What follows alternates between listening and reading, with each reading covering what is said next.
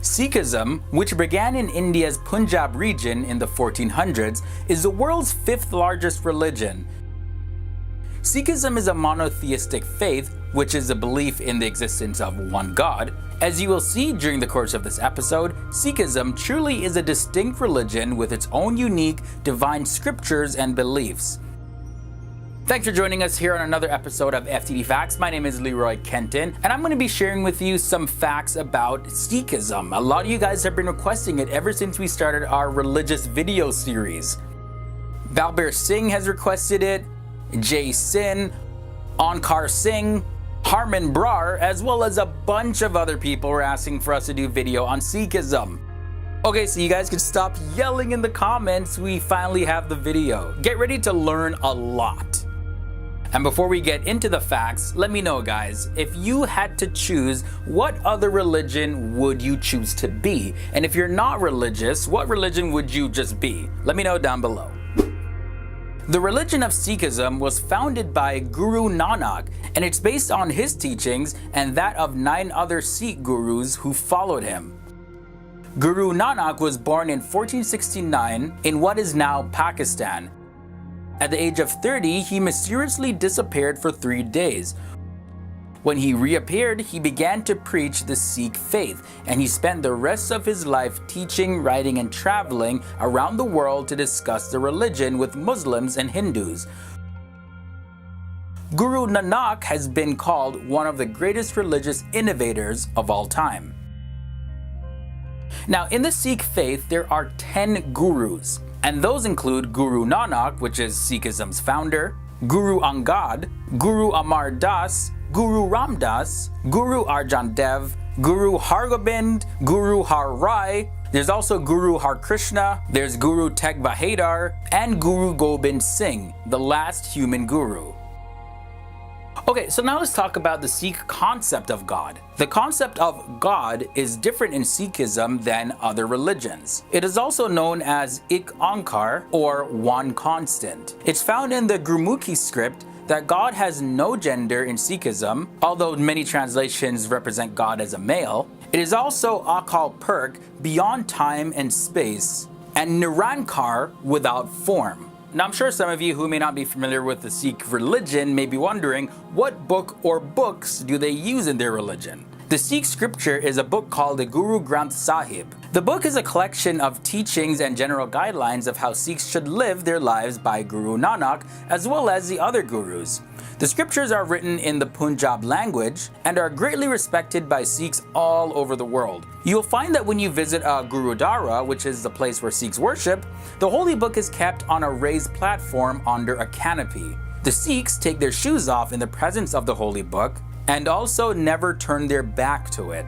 And at every major Sikh festival, they read the book all the way through, which takes them roughly 48 hours. And another fact relating to their holy book, the 10th Guru, Gobind Singh, as the last Guru of the Sikhs in human form, Guru Gobind Singh appointed the sacred Adi Granth, the first book, as his successor, so that after him there would be no more human gurus. The Adi Granth was the first edition of the book, compiled by the 5th Guru, Guru Arjan. This ensured that the book would be treated with the same respect a human guru is treated with. He also created the Khalsa, which is a spiritual brotherhood and sisterhood devoted to the purity of thought and action. He gave the Khalsa as a distinct external form to remind them of their commitment. It was also given to help them maintain an elevated state of consciousness. Now, as I was saying earlier, the community of men and women that are initiated into the Sikh faith is known as the Khalsa, the community of the pure.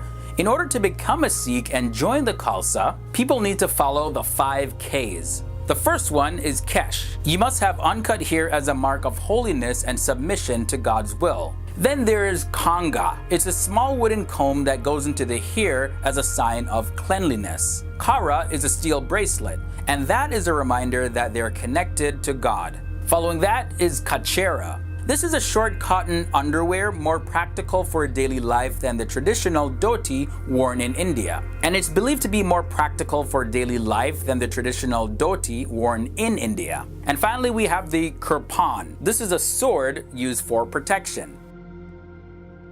Now this next fact is very interesting and important to the religion of Sikhism. Any building where the Guru Granth Sahib is kept is actually a Sikh place of worship. This could be a separate building or even just a room in somebody's home. It's also called the Gurdwara, the gateway to the Guru. Now, Sikh worship services are usually held on Sundays, and they base them on the writings of the Guru Granth Sahib together with chants and prayers from the Gurus known as Kirtan. The religious services then end in a langar, meaning a shared meal.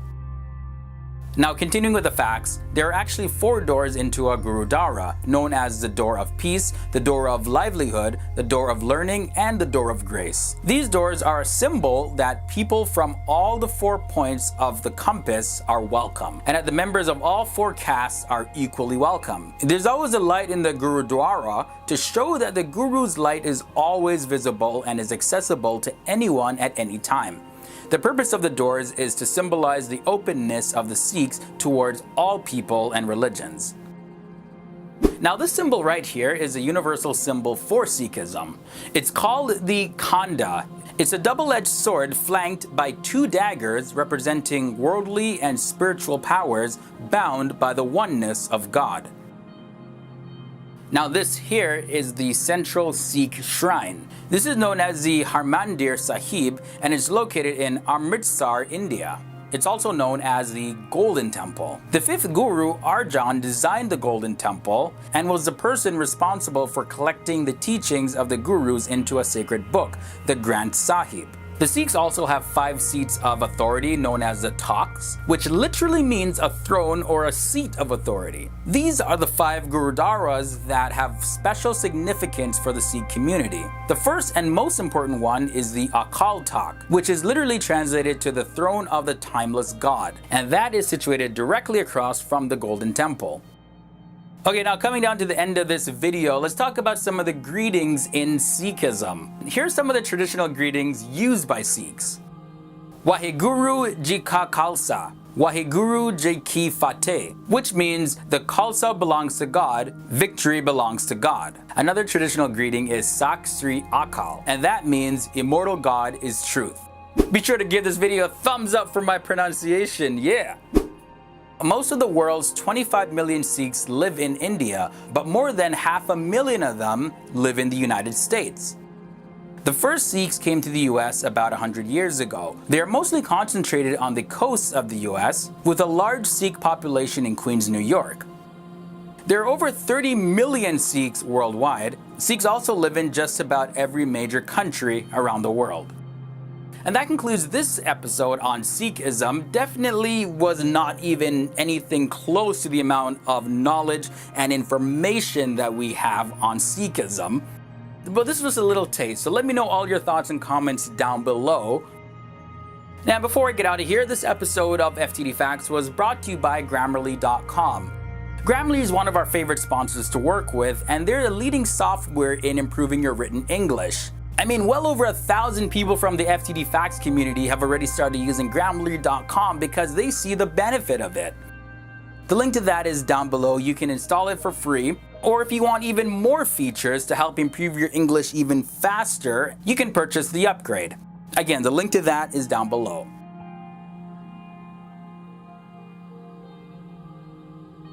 We see though that although Sikhism isn't one of the top 3 main religions, it's still a very large religion with huge influences around the world.